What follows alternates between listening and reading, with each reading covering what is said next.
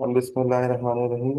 Students, आज हम revision करेंगे डिटेल में जो हमारे इम्पोर्टेंट टॉपिक्स हैं जो फाइनल के लिए इंक्लूड हैं। मिड के बाद वाला सेशंस जो है वो ज़्यादातर हम डील करेंगे। तो मैंने डायरेक्ट चैप्टर नंबर 3 पे आ गया, जहाँ पे linear and non linear models का जिक्र है। लीनियर मॉडल्स में अगर हम थोड़ा सा रिव्यू करें तो सबसे पहले हम देखते हैं लीनियर इक्वेशन। लीनियर इक्वेशंस को डिस्कस करते हैं और लीनियर इक्वेशन का ग्राफ देखेंगे, क्वाड्रेटिक इक्वेशन का ग्राफ देखेंगे, और इस तरह बाकी जितने हमारे प्रॉब्लम्स हैं जिनको हम रिजॉल्व कर रहे हैं उसकी इम्प्लीमेंटेशन देखेंगे, जैसे एक्सट्रीम वैल्यू प्रॉब्लम्स हैं। सो हेयर कहते हैं नंबर 1 जो आपका लीनियर मॉडल है उसकी वाई इंटरसेप्ट इक्वेशंस जो हैं वो इस तरह होती है। Y is equal to m x plus c, जिसको आप बोलते हैं, यहाँ पर है वाई, यहाँ पर हमारे पास है y is equal to a plus b x. जो हमारा बी है यहाँ पर, इसको हम लास्ट टाइम लेक्चर में कोरिलेशन कोफिशिएंट के लिए हमने यूज़ किया था। यानी जब हम रिग्रेशन लाइन निकाल रहे थे तो रिग्रेशन कोफिशिएंट था बेसिकली बी, और ए आपका वाई इंटरसेप्ट इंक्लूड होता था। नाउ हेयर द इम्पोर्टेंट कुछ फार्मूला है जिसको आपको यहाँ याद होना चाहिए, और उसकी इम्प्लीमेंटेशन फिर देखेंगे। करेक्टरिस्टिक क्या है? यानी कि हम अगर स्टेटिस्टिक की बात करें तो हमें प्रोबेबिलिटी का पता होना चाहिए कि आउटकम्स क्या होंगे जब हम किसी भी केस को डील करेंगे। तो इसमें हमने जो मेजर पोर्शन डील किया वो सेम, हमने कौन सा डील किया बेटा? हमने इसमें डिस्कशन की है रिग्रेशन लाइन और कोरिलेशन कोफिशिएंट की। यूनिक सोल्यूशन की अगर हम बात करें यहाँ पे, तो यूनिक सोल्यूशन यानी जब हम लीनियर इक्वेशन को हल कर रहे थे तो हमारे पास एक्स वाई की कोई वैल्यू आती थी, यही हमारे पास यूनिक सोल्यूशन कहलाता था। सिस्टम ऑफ लीनियर इक्वेशन को सॉल्व करने के दो बड़े इंपॉर्टेंट मेथड आपने देखे थे, जिसमें एक मेथड आप करते थे क्रैमर रूल से, मैंने आपको बताया था, और मैट्रिक्स इन्वर्शन से। तो ये सबसे इंपॉर्टेंट मेथड है जिसको डिस्कस किया जाना है।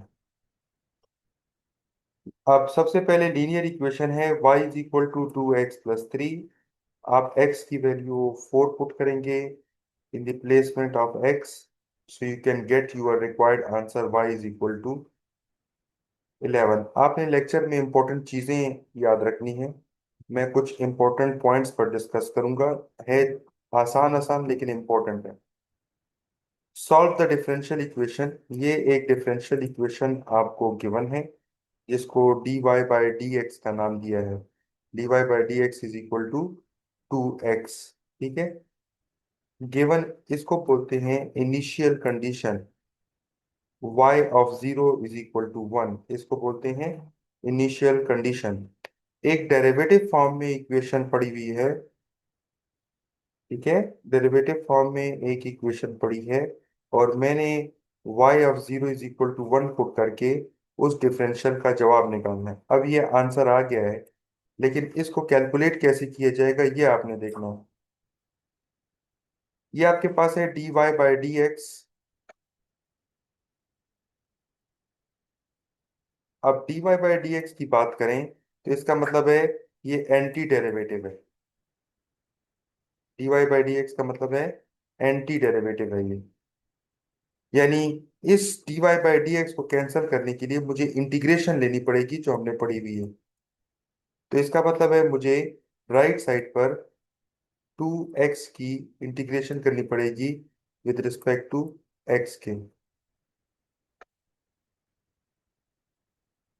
अब डेरिवेटिव और इंटीग्रेशन एक दूसरे को कैंसिल कर देंगे लेफ्ट साइड पे, तो लेफ्ट साइड पे y आएगा इज इक्वल टू, अब 2 कांस्टेंट है, इंटीग्रेशन से बाहर निकलेगा, ये आपके पास आ गया 2, और x की इंटीग्रेशन आपके पास हो जाएगी एक्स स्केयर डिवाइडेड बाय 2।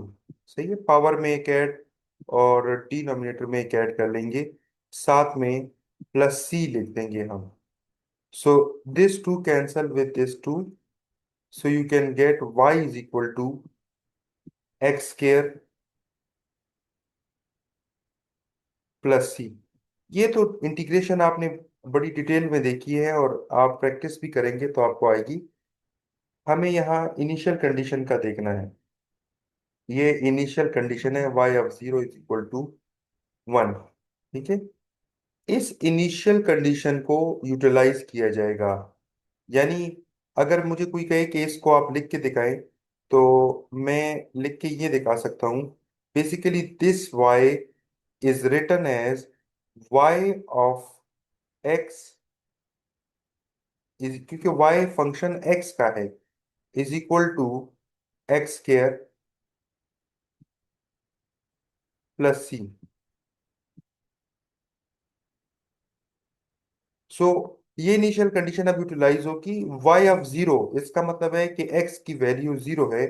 तो जब आप x की वैल्यू 0 पुट करेंगे इस इक्वेशन में, so that is y of 0 is equal to, it's mean you are putting in the place of x is 0, so 0 का square plus c. y of 0 की value question में given है, that is 1, जिसको initial condition का नाम दिया है। It's mean सी की वैल्यू 1 आ गई। और जब ये सी की वैल्यू आप ऊपर इस इक्वेशन में पुट करेंगे, सो आपके पास आ जाएगा y is equal to x² plus c की जगह पे 1 आ गई। सो ये आपका आंसर हो जाएगा, ये वाला। यानी आपको डेरिवेटिव नजर आए और आपको कहे कि y निकालें या सॉल्व द डिफरेंशियल इक्वेशन, इसका मतलब है कि वो कहना चाहते हैं कि आप इसको इंटीग्रेट कर दें, तो आप उस फंक्शन को इंटीग्रेट कर देंगे। अगले प्रॉब्लम को अगर देखें तो ये फंक्शन का सिंपल प्रॉब्लम है। x की वैल्यू 2 पुट करेंगे तो वो रिजॉल्व हो जाएगा, तो आपका आंसर आ जाएगा। ये मुश्किल नहीं हो। अब अगले प्रॉब्लम पे जरा देखिएगा। नेक्स्ट है, find the equilibrium point of the system x prime is equal to 2x - 3। Equilibrium का मतलब ये है कि स्टेबल हालत में होना। सो इसका मतलब है एक्स प्राइम को आप 0 पुट कर दें, एक्स प्राइम को 0 पुट कर दें, तो ये इक्विलिब्रियम की कंडीशन होगी जहां पर एक्स की वैल्यू हम फाइंड करेंगे। तो जब आपने यहाँ एक्स प्राइम को 0 पुट किया, इट्स मीन आपके पास आया 2x - 3 is equal to 0। And you can get from here, जब 3 को उधर लेकर जाएंगे और 2 को डिवाइड कर देंगे, सो you can get your answer is 3/2। So find the equilibrium point. कहते हैं इक्विलिब्रियम की पोजीशन बताएं, पॉइंट क्या होगा जो कि इसको जस्टिफाई करेगा। तो हमने ये हल कर दिए। ठीक है, सो that is your one of the problem. ये एक समरी है, यानी आप यूं कह सकते हैं कंटेंट रिलेटेड एग्जांपल्स हैं जो कि डिस्कस हो रहे हैं। अब अगले प्रॉब्लम को देखिएगा कि उसमें क्या करते हैं। Solve the system of linear equation, इस लीनियर इक्वेशन को हल कर दें। तो here the two system of equation, यानी कि आपके पास सिस्टम ऑफ इक्वेशन में दो इक्वेशन है, लीनियर इक्वेशन है। सो you can solve by any method if not mention in a problem. अगर मैंने किसी क्वेश्चन में आपको मेंशन कर दिया कि आप इसको क्रैमर रूल से करें, सो फिर आप इस क्वेश्चन को आप सिंपल मेथड से नहीं करेंगे, बल्कि क्रैमर से करने पर आप लाजमी हो जाएगा आपके ऊपर। सो x - 2y, ये देखें ये दो सिस्टम ऑफ इक्वेशन है।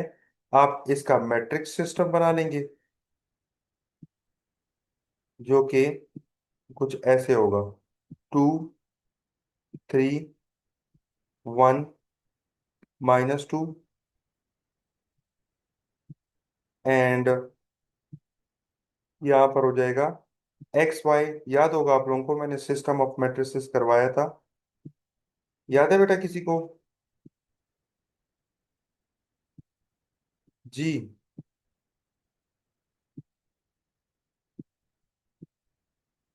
ये यस आपका सर।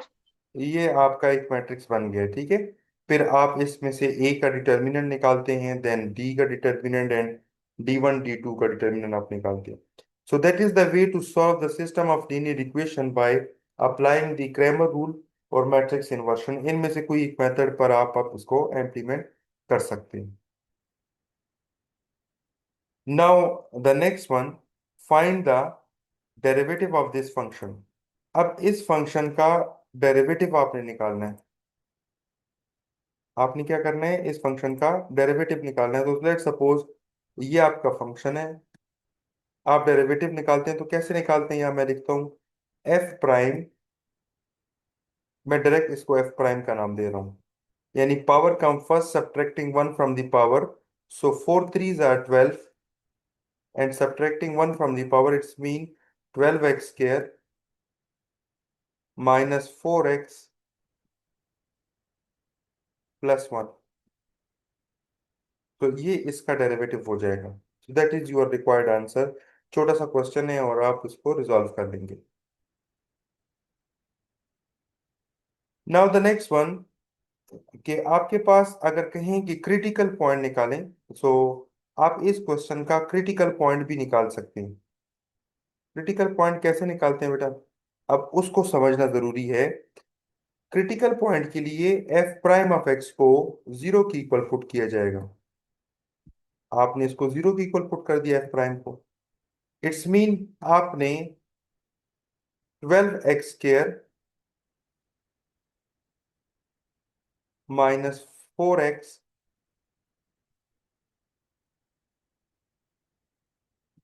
+1 को जीरो की इक्वल पुट किया।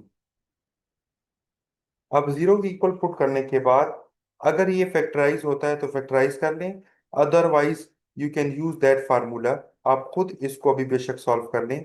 मैं फार्मूला लिख देता हूँ, x = -b plus minus, you can find the root by using quadratic formula. तो पेपर में क्रिटिकल पॉइंट निकालने की जरूरत पड़ेगी, वहां पर आपको अगर फैक्टर नहीं मिल रहे तो आप ये फार्मूला इस्तेमाल कर सकते हैं।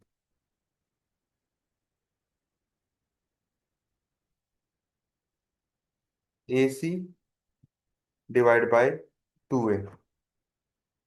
ठीक है, क्वाड्रेटिक फार्मूला आप इस्तेमाल करके उसके रूट निकाल सकते हैं, तो ये क्वेश्चन आपका सॉल्व हो सकता है।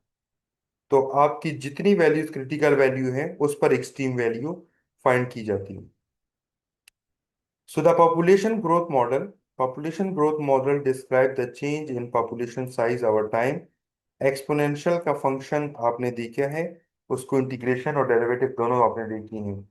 लॉग का डेरिवेटिव आपने देखा हुआ है। ये दो मेन हैं जो कि हम डिस्कस करते हैं, ठीक है। ये दो हम ज्यादा नहीं डिस्कस करते क्योंकि हमने साइन के फंक्शन और बाकी फंक्शंस को डील नहीं करते, सिर्फ लॉग के फंक्शन और इसको डील करते हैं। तो अभी आपके सामने एक क्वेश्चन रख रहा हूँ। एक्सपोनेंशियल ग्रोथ मॉडल, पहले से उसने बता दिया कि ये ग्रोथ मॉडल है। Find the population size after 5 years, 5 years बाद, ठीक है। इट्स अ टाइम, इट्स का मतलब है ये टी की वैल्यू है जिसकी बात वो कर रहा है। टी की वैल्यू 5 ईयर हो गई। Given an initial population. अब यह लफज यूज हुआ है बेटा, सारे जरा इस पर गौर कर लें। स्टेटमेंट वाले प्रॉब्लम में यही मसला आता है। इनिशियल पॉपुलेशन, इसका मतलब है P is represented population and T is a time. Initial population का मतलब है जब टाइम हमने जीरो रखा था, P0। ओके, सो उस वक्त पॉपुलेशन जो थी वो आपके पास कितनी थी, वो आपके पास थी 1000 थी। ये इनिशियल कंडीशन बन गई है, जैसे y(0) बना था पिछले क्वेश्चन में।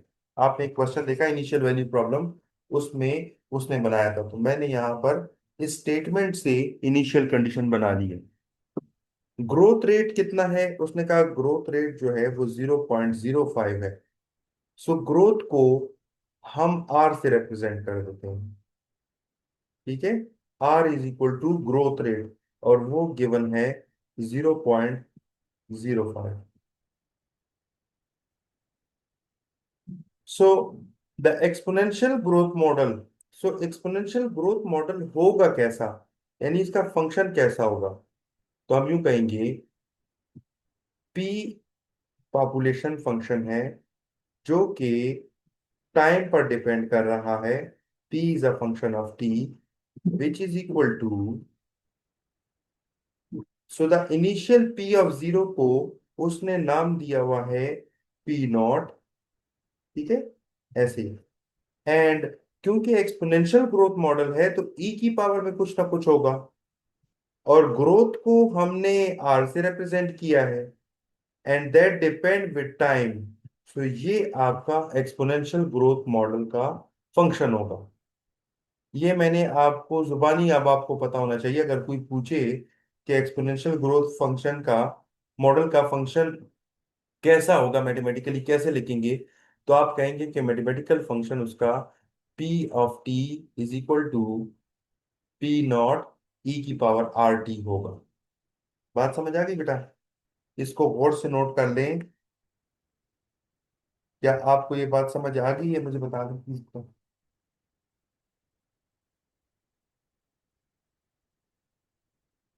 जी कोई बता बताएं।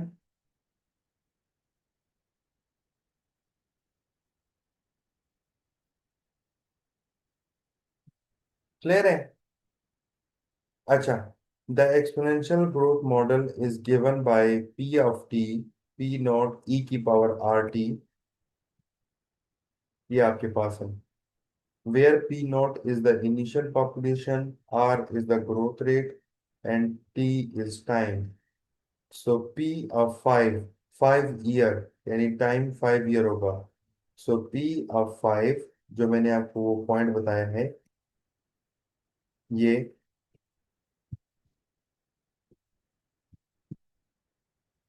ये वाला फंक्शन जो है मैंने आपको डेवलप करके दी है, फंक्शन में आपके पास r की जगह 0.05 हो जाएगा, t की जगह पर आपके पास 5 हो जाएगा, 5 year की। सो ये यूं लिखा जाएगा, p जबकि 5 year के लिए होगा, p of 5 is equal to p not is given as 1000। So ये हो जाएगा 1000 e की पावर r इज 0.05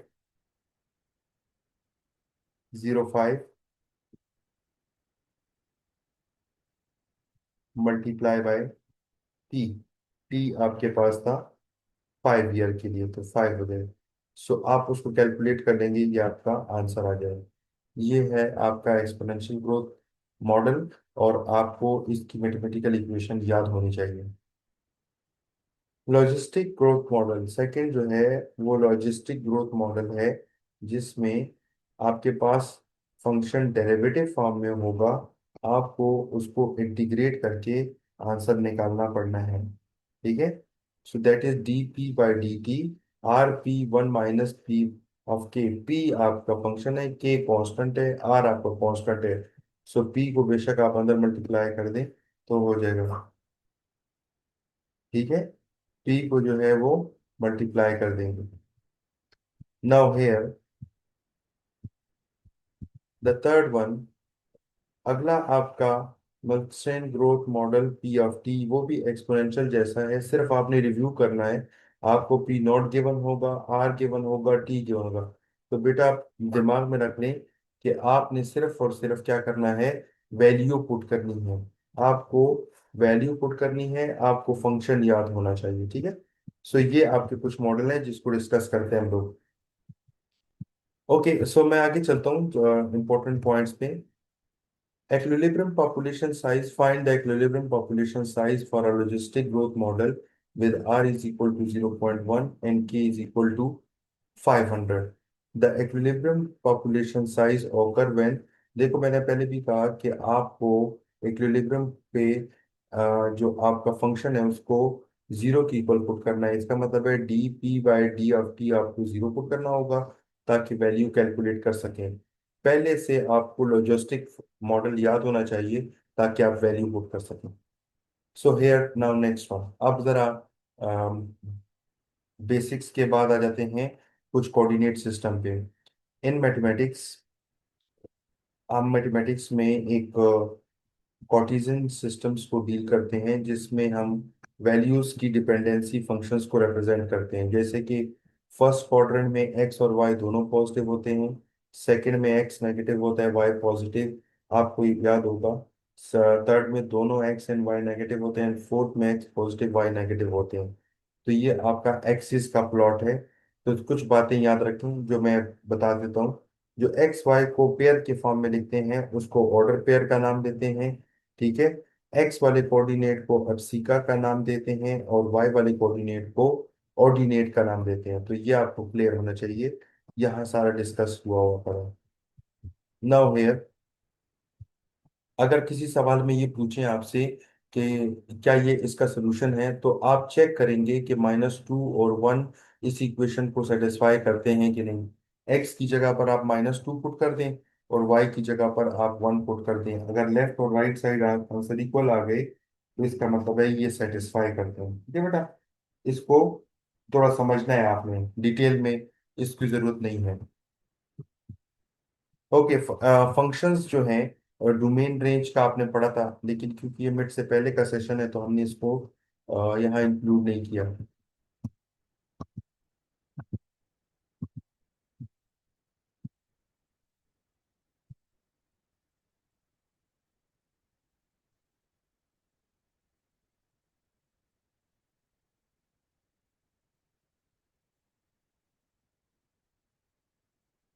मैं आना चाहता हूँ कि जो हमारे मेन प्रॉब्लम्स है उसमें।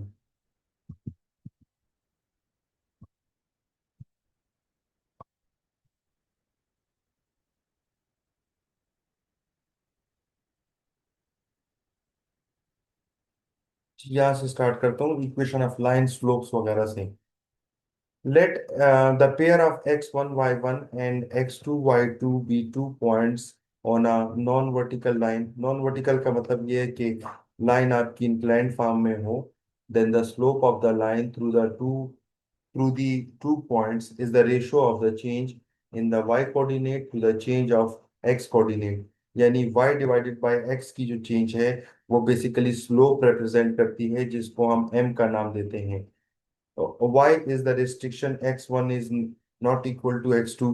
अगर ये x1 x2 की इक्वल हो जाएगा तो फिर ये इंफिनिटी हो जाएगी, जिससे आपके पास जो है क्या हो जाएगा, हॉरिजॉन्टल या वर्टिकल लाइन ड्रॉ हो जाएगी। इसलिए हम इक्वल नहीं लेते, लेकिन कुछ क्वेश्चंस में ये इक्वल आ जाता है तो स्लोप हम वहां जो है वो कैलकुलेट करते हैं कि ये इंफिनिटी है। अब आपको कहा जाए स्लोप निकालें, तो ये आपका पहला पॉइंट है ए और ये बी है। ये आपके पास एक्स और वाई है, यानी कि दो पेयर्स हैं, आप माइनस करेंगे। जैसे एम निकालने के लिए y2 - y1 x2 - x1 करके कैलकुलेट कर लेंगे तो आपके पास स्लोप आ जाएगा, ठीक है। स्लोप निकालना कोई इशू नहीं है, आपने प्रैक्टिस की भी है क्वेश्चंस में। अब लेट सपोज ये क्वेश्चन है, आपके पास x1 y1 है -50 और x2 y2 है -57। इसमें x1 और x2 दोनों सेम है, देखें, -5 और -5, ठीक है। तो आप y2 -y1 करें तो इसका मतलब है 7 - 0, ये आ जाएगा। -5 -5 तो +5 हो जाएगा, जिससे 0 आ जाएगा डिनोमिनेटर में, तो अनडिफाइन हो जाएगा। अनडिफाइंड स्लोप का मतलब क्या है कि लाइन कैसे ड्रॉ होगी, वो आपको बड़ा इंपॉर्टेंट पॉइंट प्ले करेगा, जैसे, ठीक है। ये आपके पास टेंजेंट से सॉल्व हो जाता है। मैं एक प्रॉब्लम देख लेता हूँ। ये देखिए, आपके पास दो पॉइंट ये हैं और आपको स्लोप निकालना है, तो स्लोप इज एम। अब कुछ बातें याद रख लो, जैसे जैसे इसको इंक्रीज करेंगे तो पॉइंट क्लियर होना चाहिए।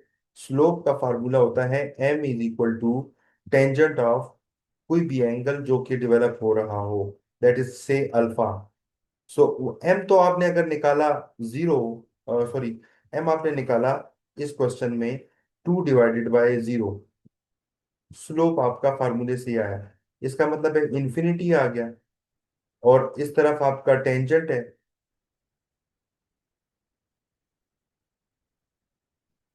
आप टेंजेंट को दूसरी साइड लेके जाके इनवर्स ले लेंगे, ठीक है। तो ये आ जाएगा α = टेंजेंट इनवर्स ऑफ इन्फिनिटी। तो आपके पास जो अल्फा आने वाला है वो आपके पास 90 डिग्री होगा। तो ये कैलकुलेटर से भी नहीं निकलता। बेटा आपको खुद ये याद होना चाहिए कि टेंजेंट इनवर्स इन्फिनिटी आपका 90 डिग्री बनता है। ये आपको माइंड में रहना चाहिए। The function t of x is equal to this one, ये स्लोप इंटरसेप्ट में दिया हुआ है। Approximates the temperature in degree Celsius at x kilometer above sea level, what is the slope of this function. अब इस function का slope आपको निकालने की जरूरत ही नहीं है, टी ऑफ एक्स, क्योंकि इसके लिए फार्मूला नहीं लगता। सिर्फ और सिर्फ आपको स्लोप निकालना है, तो टी ऑफ एक्स को आप कंपेयर कर दें एम एक्स प्लस सी से, तो आपको स्लोप इंटरसेप्ट से ही एम मिल जाएगा। तो अगर मैं इसको कंपेयर करूं तो एम आता है -6.5। तो ये आपका क्लियर हो जाएगा, ठीक है। तो एम आपका स्लोप आ जाएगा -6.5। ये मुश्किल चीज नहीं है जो आप नहीं कर सकते। अब आ जाए स्लोप इंटरसेप्ट फार्मूला जो कि मैंने डिस्कस किया, वो अभी मैंने लिखा है, वो ये है। एफ ऑफ एक्स, जिसको मैंने टी ऑफ एक्स लिखा, m x plus b m x plus c, ये स्लोप इंटरसेप्ट फार्मूला है। ये आपको क्लियर होना चाहिए। और इससे रिलेटेड आपने मिड में देखा कि क्वेश्चन भी आया हुआ था और आपको कहा था कि इसका ग्राफिकल रिप्रेजेंटेशन शो करें। तो एक प्रॉब्लम देख लेते हैं। Draw the line that passes through -2 and 4, -2 और 4 से पास कर रही हो और उसका स्लोप -3/4 हो। तो ये आपकी रिप्रेजेंटेशन है। देखिए, -2 और 4 आपके पास ये पॉइंट है, -2 और 4। अब -2 एक्स एक्सिस पे कितना है, वो यहां पर है, -2 आपका आ जाएगा, ठीक है, ये लाइन आपकी। और सिमिलरली यहां पर आपके पास आ जाएगा इसकी एक्स एक्सिस पे।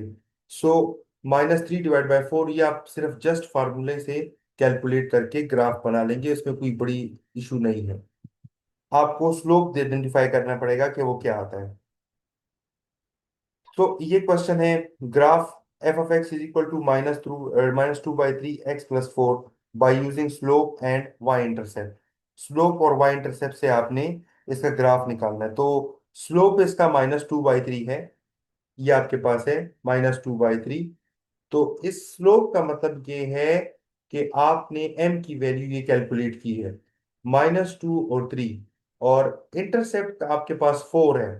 तो जब 4 आया, तो y इंटरसेप्ट का मतलब है जब ये y को हिट करेगा, तो ये पॉइंट आपका डिस्क्राइब हो जाएगा ऑटोमेटिकली। आपका ये पॉइंट ऑटोमेटिकली डिस्क्राइब हो जाएगा जिसको आप लिखेंगे। फिर नाउ नेक्स्ट वन, जब आप लाइन ड्रॉ करेंगे तो ऑटोमेटिकली आपको लाइन शो होगी कि वो ऐसे ड्रॉ होगी। जबकि अब गौर से सुनो, -2/3 का कॉन्सेप्ट, असल में जो m होता है वो होता है y2 - y1, जो हमने पढ़ा है। और x2 divided by x2 minus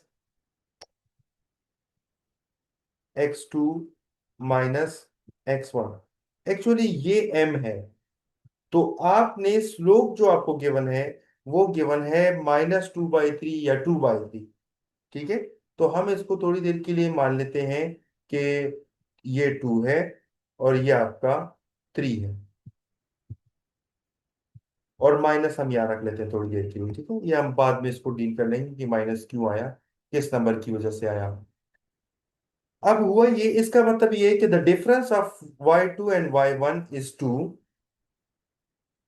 तो इसलिए मैंने इस पॉइंट को मुख्तस किया, 2 वाले पॉइंट को, y वाले के 2 को, ये वाला पॉइंट जो है। और डिफरेंस ऑफ x is 3, तो ये इस वजह से ये 3 वाला पॉइंट यहां से हुआ। अब 2 y एक्सिस का, 3 x एक्सिस का, और ये उसका आपका इंटरसेप्ट फॉर्म मिल जाएंगे। तो जब आप स्लोप से ही वैल्यू निकाल लेंगे तो ऑटोमेटिकली वो कैलकुलेट हो जाएगी और उसमें इशू नहीं आएगा। ये इंपॉर्टेंट चीज है। तो इसमें कोई मुझे बच्चा बता सकता है कि ये कैसे आया? जी प्लीज। ये देखिए, सबसे पहले y इंटरसेप्ट -5 पर है, इस पर आए, देखिए ये -5 है।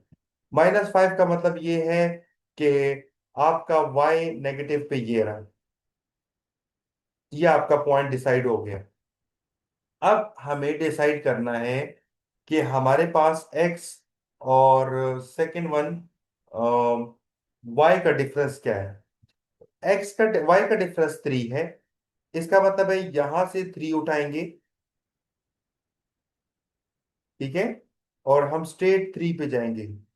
और x का डिफरेंस 4 है, तो 4 से हम यहाँ आ जाएंगे ये वाली वैल्यू।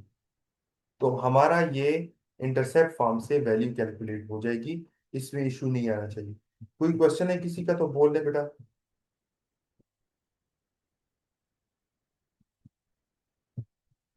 तो स्लोप इंटरसेप्ट का ये एक केस है जिसको मैंने अभी आपको डिस्कस कर दिया। अब थोड़ा सा हम ये 4 मिनट सेशन हमारा ये रहता है, तो हम इसको स्लोप पॉइंट स्लोप फार्मूला देख लेते हैं। स्लोप इंटरसेप्ट के बाद जो जनरल फार्मूला है या पॉइंट स्लोप फार्मूला है वो ये है, y-y1 is equal to mx-x1। ये हमारा फार्मूला है इक्वेशन ऑफ लाइन का या स्ट्रेट लाइन का। y-y1 m into x-x1। So find the equation of a line, equation of line निकालें दैट पासिस थ्रू 1-3। इस 1-3 का मतलब है कि ये x1 और y1 की वैल्यू है। इसको मैं लिख देता हूँ आपके लिए कि ये बेसिकली x1 कॉमा y1 है। और दिया हुआ स्लोप तो ये आपका m होगा फार्मूले के मुताबिक, इसका नाम है m। तो अब मैंने इस फार्मूले में पुट करना है, तो ये हो जाएगा y-y1 इज -3, तो ये देखें y-y1 -3, m की वैल्यू इज -2, x-x1 की वैल्यू 1। तो आप इसको सिंप्लीफाई कर लेंगे तो आपकी ये वैल्यू आ जाएगी y is equal to -2x-1। ठीक है, सिंप्लीफाई करने के बाद इक्वेशन ऑफ लाइन बन जाएगी। ये भी इंपॉर्टेंट टॉपिक है आपका मिड के बाद के लिए। तो सिमिलरली अब इस क्वेश्चन को देख लें। Find equation of the line through -4, ये आपका x1 y1 है, ये है x1 y1, ये इसकी वैल्यू है, x1 y1 की वैल्यू है परपेंडिकुलर टू द लाइन, ठीक है, हैविंग स्लोप दिस वन, जिसका स्लोप -3/2 है।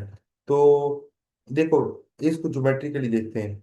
इस इक्वेशन ऑफ लाइन की आपने इस लाइन की आपने इक्वेशन निकालनी है, ठीक है। Find equation of the line जो कि इस पॉइंट से पास कर रही है, नंबर 1। या एक पॉइंट है जिसका नाम ये -4 और -6 है।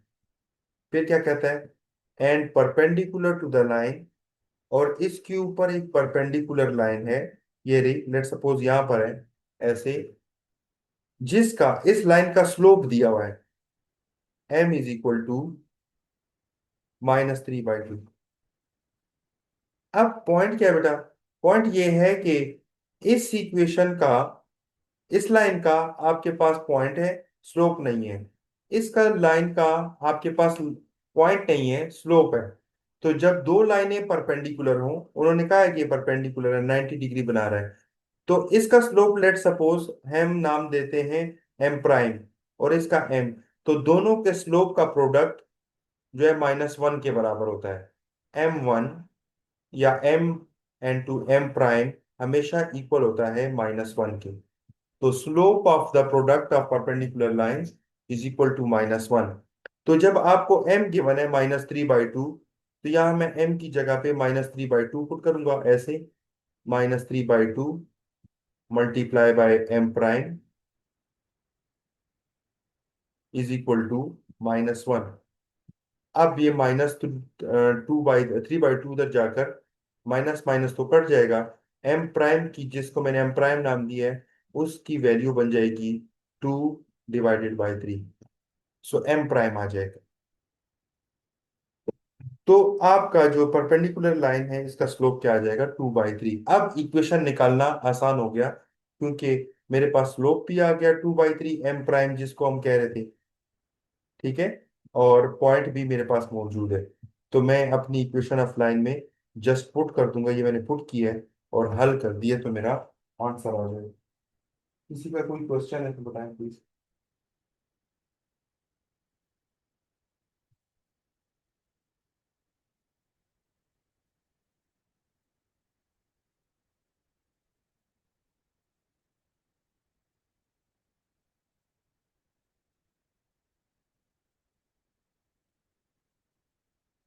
जी क्लियर है बेटा। तो अब ये सेशन एंड हो रहा है। अगला सेशन फिर फौरन से स्टार्ट करते हैं ताकि हम इसको कंप्लीट कर लें, ठीक है, जल्दी जल्दी, ताकि टॉपिक हमारा क्लियर हो जाए।